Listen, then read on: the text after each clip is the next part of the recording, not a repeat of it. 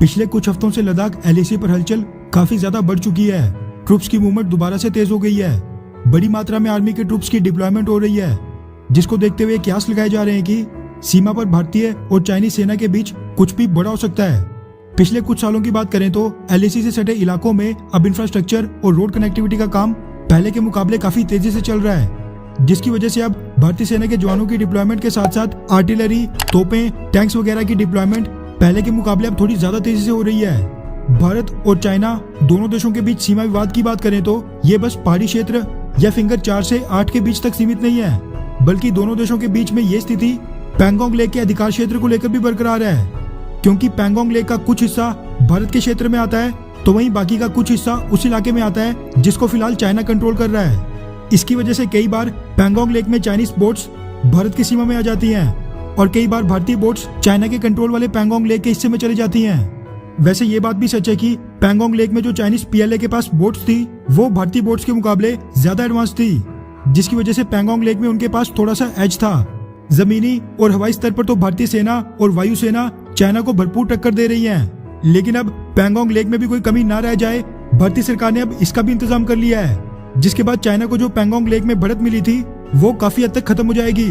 दरअसल the times of India, the print, ABP news और कई बड़े बड़े मीडिया हाउसेस के हवाले से मीडिया रिपोर्ट सामने निकल कर आ रही है कि भारतीय सेना ने चाइना को काउंटर करने के लिए 17 बहुत ही एडवांस लेवल की बोट्स का ऑर्डर प्लेस कर दिया है।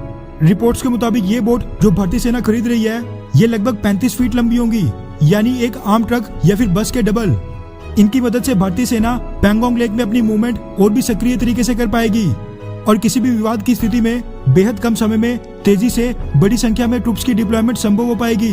स्पेसिफिकेशंस की बात करें तो एक समय पर इस बोट में 22 लोग सवार हो सकते हैं। 35 फीट की लेंथ के साथ साथ इसकी मैक्सिमम स्पीड 37 यानी 37 किलोमीटर पर आवर की होगी। इन बोट्स को बनाने के लिए फाइबर ग्लास मटेरियल का इस्तेमाल किया जा रहा है, जिसकी मदद से ये बोट्स वेट में काफी हल्की होंगी।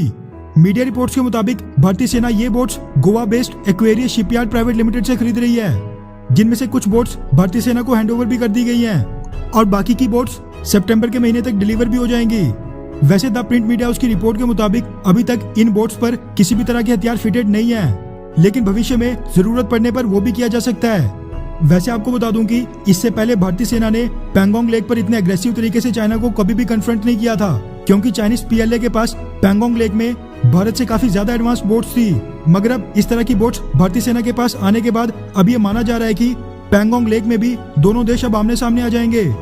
रिपोर्ट्स के मुताबिक इस ऑर्डर के अलावा 35 करोड़ की लागत से भारतीय सेना 12 फास्ट पेट्रोल बोट्स अलग से खरीद रही है, जिनका ऑर्डर 6-7 महीने पहले प्लेस किया गया था। वैसे देर आए दुरुस्त आए, लेट ही सही, लेकिन ये भारतीय सेना के लिए बहुत ही खुशखबरी की बात है।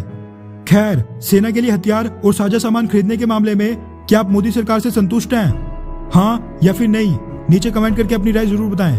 अच्छा सुनो, चैनल को सब्सक्राइब करो, उसके बाद घंटी बजा देना ताकि अगली वीडियो आपसे मिस ना हो पाए। Thank you.